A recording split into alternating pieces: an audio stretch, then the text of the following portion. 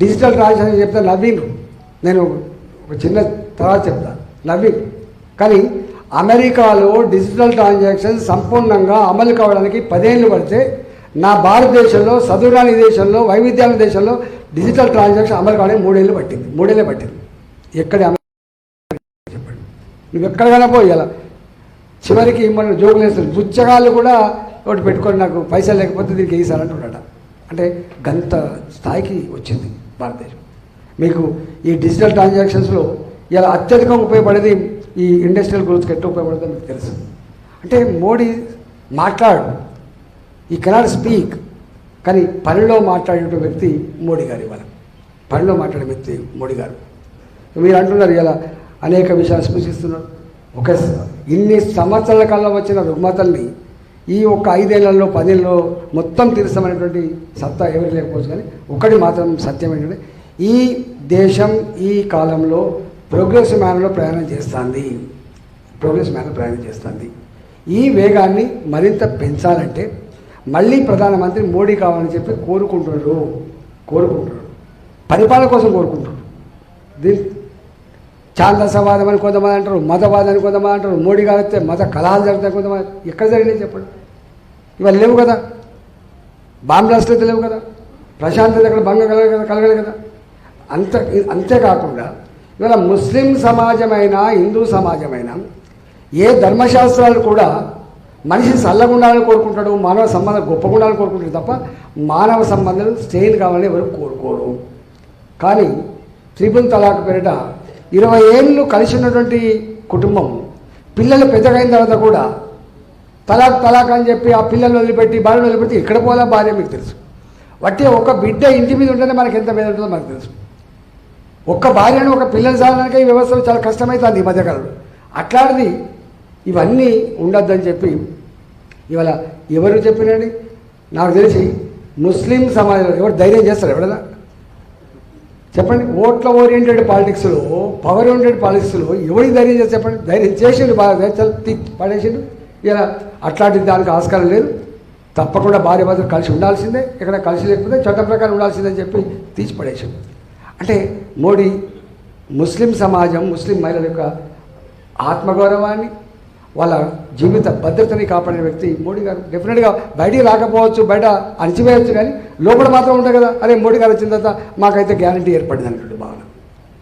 మొన్న 6 దేశాలు అనుకుంటా నాకు తెలిసి ముస్లిం వ్యతిరేకి అయితే 6 దేశాలు కలిపి, పాలస్తీనా కావచ్చు, యుఏఈ కావచ్చు, 6 దేశాలు, 6 ముస్లిం దేశాలు కలిసి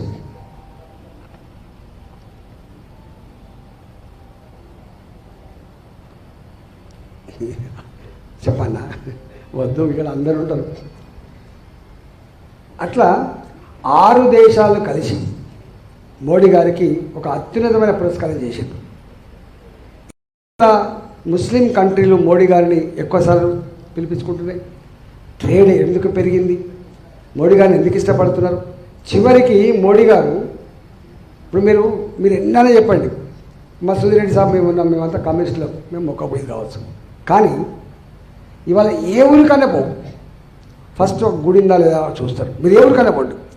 ఇంతకు నీ గేటెడ్ కమ్యూనిటీ కట్టుకునేటువంటి 100 ఇళ్ళకు 200 ఇళ్ళకు కూడా గుడి ఉందా లేదా చూస్తారు. మీరు అక్కడ జాగా ఉంది అంటే అక్కడ మొట్టమొదటి కట్టేది గుడి, గుర్తుపెట్టండి.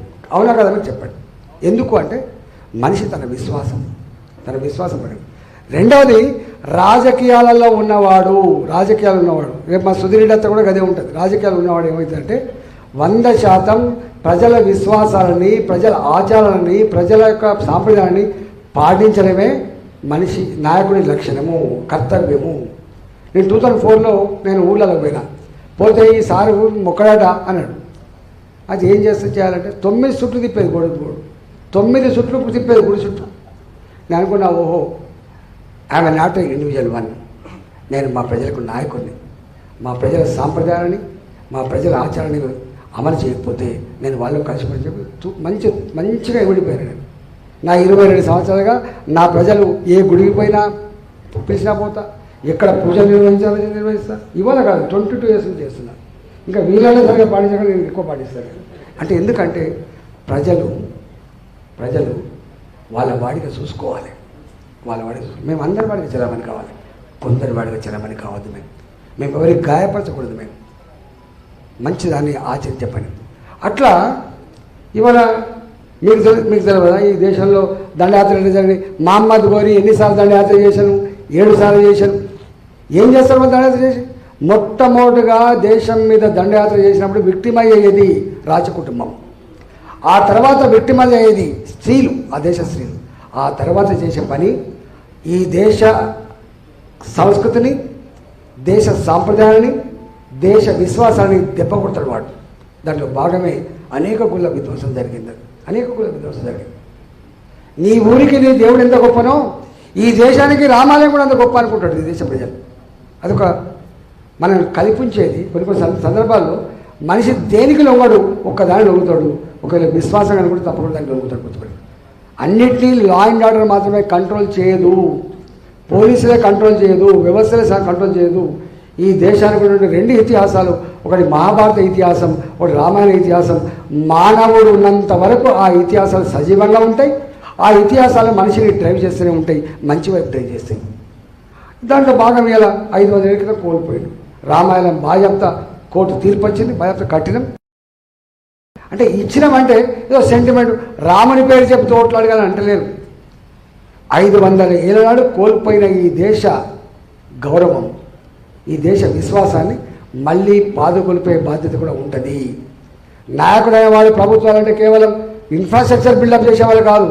ప్రభుత్వం అనేది ప్రజల విశ్వాసాలని, ప్రజల సాంప్రదాయాలని కాపాడే బాధ్యత కూడా ఉంటుంది. అలా భాగమే ఇలా రామ మందిర నిర్మాణం జరిగింది. అంతే తప్ప వేరే వాళ్ళు ఎందుకు చేసిన పని చేయదు కదా. మనం ఇంకోటి అడుగుతలేము. ఇవాళ అంతేందుకు గల్ఫ్ కంట్రీలలో కూడా మొన్న ఆ దేశాల అధినేతలు అడిగింది, అరే పిచ్చి లెక్కలేదు కదా మీకు, ప్రపంచమే ఒక గ్లోబల్ విలేజ్ లాగా విలిసిల్లుతున్నప్పుడు భారతీయులు కూడా ఇక్కడ ఉన్నారు, చైనా వాళ్ళు ఉండవచ్చు, అమెరికా ఉండవచ్చు, ఎవరి విశ్వాసాలను వాళ్ళు ఇక్కడ ప్రదర్శించుకునే అవకాశం అని చెప్పి మన ముస్లిం కంట్రీలలో కూడా భూమి అడిగి ఒక గుడి నిర్మాణం చేసి మొన్న ఓపెన్ చేయించారు మోడీ గారు. గుర్తుపెట్టుకోండి. అంటే ఇవాళ ప్రపంచం ఎట్లుంది అనేది చాలా ఇంపార్టెంట్. కాబట్టి నేను అంటున్నా,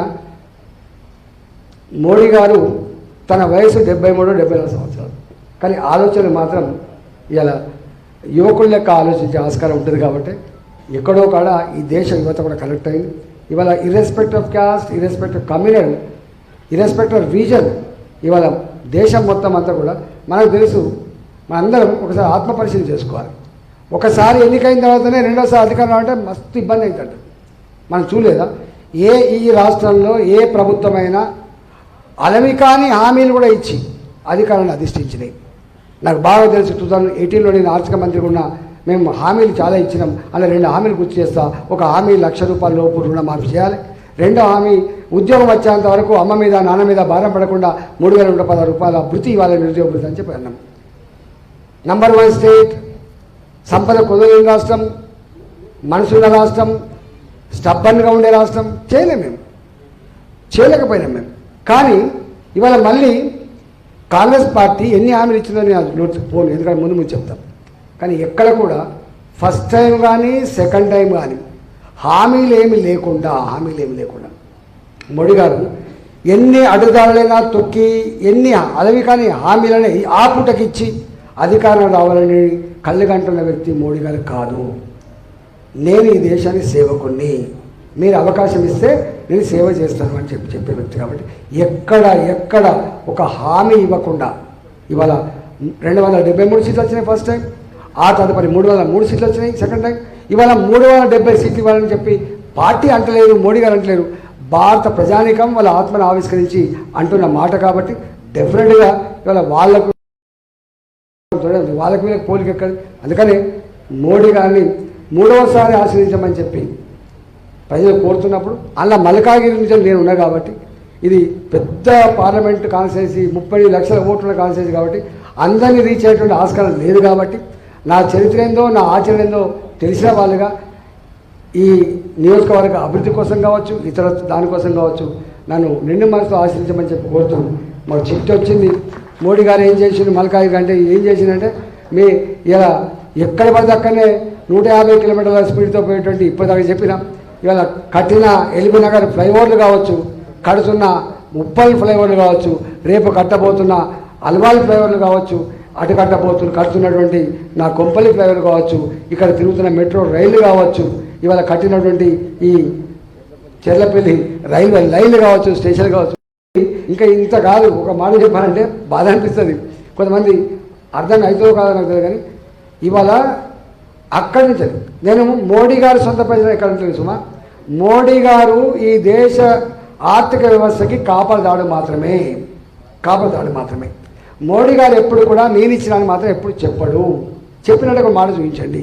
కానీ నేను ఇచ్చిన కళ్యాణ లక్ష్మి మీ మేనమావన్, నేను ఇచ్చిన పెన్షన్ మీ పెద్ద కుటుంబాన్ని మాత్రం ఎక్కడ చెప్పడు. కానీ ఇవాళ మోడీ గారు ఈ అధికారం లేదు ఇక్కడ. మాకు జనరల్ ఏమంటారంటే మా ఈ రాష్ట్రాలు మా పార్టీ లేదు మీకు ఎందుకు ఎలా అంటాడు. కానీ అధికారంతో సంబంధం, రాష్ట్రాల అభివృద్ధిలోనే దేశ అభివృద్ధి ముడిపడి ఉందనేటువంటి బ్రాడ్ కాన్సెప్ట్ ఇచ్చిన వ్యక్తి మోడీ గారు. సబ్కా సాత్, సబ్కా వికాస్, సబ్కా విశ్వాస్, సబ్కా ప్రయాస్, ఇది మోడీ గారి నినాదం. కాబట్టి ఇవాళ అవన్నీ గురించి నీకు ఇప్పుడు చెప్పిన మున్సిపాలిటీలలో కార్మికుల జీతభత్యాలు కూడా పర్ క్యాపిటా ఇన్కంలో భాగంగా డబ్బులు రాకపోతే ఇచ్చే పరిస్థితి లేదు. నీ గ్రామాలలో వెలుగుతున్న లైట్లు, పెరుగుతున్న చెట్లు, కడుతున్న గ్రామ పంచాయతీ భవనాలు, వేస్తున్న సిమెంట్ రోడ్లు, కడుతున్న మోరీలు, ఇవాళ 2,50,000 ఇండ్లు డబుల్ బెడ్రూములు ఇవాళ కేంద్రం నుంచి వచ్చినాయే, మన పైసలే అవి. కానీ అది కూడా కట్టలే. గది వాటి స్థితి. మన రాష్ట్ర బడ్జెట్ నుంచి డబ్బులు పోతలేవు, వస్తలేవు. మీకు ఎందుకు ఇస్తలేదు చెప్పండి. మొన్న అసెంబ్లీలో మాట్లాడుతున్నప్పుడు అన్నిట్లో నంబర్ 1 అని చెప్పి 2 గంటల ఉపన్యాసాలు ఇచ్చిన అన్నిట్లో నంబర్ 1 అయితే ఆర్థికంగా గొప్ప స్థితిలో ఉంటే ఎందుకు నా ఇన్సెంటివ్స్ రావట్లేదు అని అడుగుతున్నాను. ఒకటే సింపుల్. కానీ వాటి మాటలు ఎండని చెప్పచ్చు, కానీ ఆచరణ వేరు. కాబట్టి ఇక నేను చెప్తే ఒడవదు, నాకు కూడా వేరే పనులు. కాబట్టి నన్ను మళ్ళీ మా రోజులేడు అంటున్నాడు, సార్ 90% ఓటు, 90 ఎందుకు ఎలా కన్సిడర్ మొత్తమే రాదు. వాళ్ళ చరిత్ర ఎక్కడ, నా చరిత్ర ఎక్కడ, పోలికుండాదే. ఏమంటారు సుధీర్ భాయ్, పోలికుందానే? వాళ్ళకు నాకు పోలికుందా? ఎవరు నిలబడరు. ఒక ఆయన అంటాడు, ఈయన లోకల్ కాదు, ఒక ఆయన పోస్ట్ వేసిండు, రాజేంద్ర గారికి కలవాలంటే 169 కిలోమీటర్లు పోవాలి. ఇంత అన్యాయం చూడండి. ఏం పద్ధతి మనిషా ఉందా? అరే నీకు దమ్ము లేనివాడు అన్నట్టు కాదు. అంటే నీకు దమ్ము లేక ఇట్లాంటి చిల్లర పని అంతా చేయాలి. నా మీద పోస్ట్ వేసాడు, ఈటల కానీ ప్రజలు కలవాలంటే మలకాయపల్లి 169 కిలోమీటర్లు పోవాలి. నేను అసలు ములికి నేనే. నాది కేశవన్ హై స్కూలు, నాది ఆలియా కాలేజీ, నేను సైఫోసైజ్ కాలేజీ. నేను 32 ఏళ్ళుగా నా ఇల్లు వాక్యలో ఒక 10 ఊర్లలో ఉంటాయి. నన్ను పట్టుకొని 169 కిలోమీటర్లు పోవాలంటే మన అందరినీ సార్ ఏమనుకోవాలి చెప్పండి. వారి కళ్ళ ముందు పెరుగుతున్నాను. అంటే ఇంత చిల్లర ఉంటారు.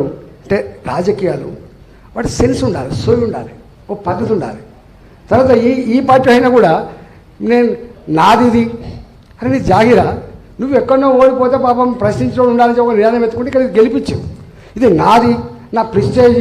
బయట 2 ఓడిపోయినా పర్వాలేదు, కానీ ఇక్కడ మాత్రం మనం గెలవాలి. నీ అబ్బాయి జాగిరా, ఎవరు జాగిరి చెప్పండి? నా అబ్బాయి జాగిరా. అదేమన్నా నువ్వు ఈటల అంటాడు ఆదిలాబాద్ నుంచి మొదలుపెడితే అలంపూర్ వరకు, భద్రాచలం నుంచి మొదలుపెడితే పరిగి వరకు అందరి పొత్తుల సర్ది. తెలంగాణ బిడ్డ గది నేను, నాకు మల్కాయిరి, నాకు గజ్జలు పోలేదా కొట్ట రేషం వచ్చి పోతాం. నన్ను పట్టుకొని ఈయన స్థానికుడు కాదు, మరి స్థానికుడు కాదు, మళ్ళీ స్థానికుడు కాదు ఇట్లా అని చెప్పి మాట్లాడి ముఖ్యమంత్రి గారు. మరి ఏ స్థానికుడు పెట్టిండు ఇక్కడ? ఏ స్థానికుడు పెట్టిండు?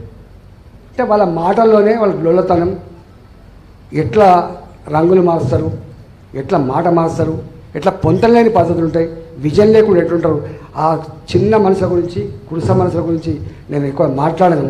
ఇవాళ మీరందరూ నిండు మనసుతో ఈ రాష్ట్ర పురోభివృద్ధికి, దేశ ప్రశాంతతకి, అభివృద్ధికి దోదం పడి నా కమలం పువ్వు గుర్తును భారతీయ జనతా పార్టీ నన్ను నిండు మనసు ఆశీర్వదించమని చెప్పుకోరుతూ సెలవు. నమస్కారం.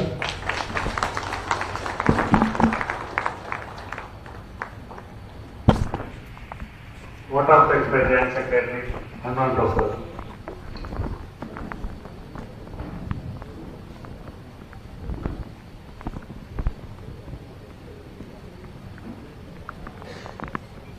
చేసేది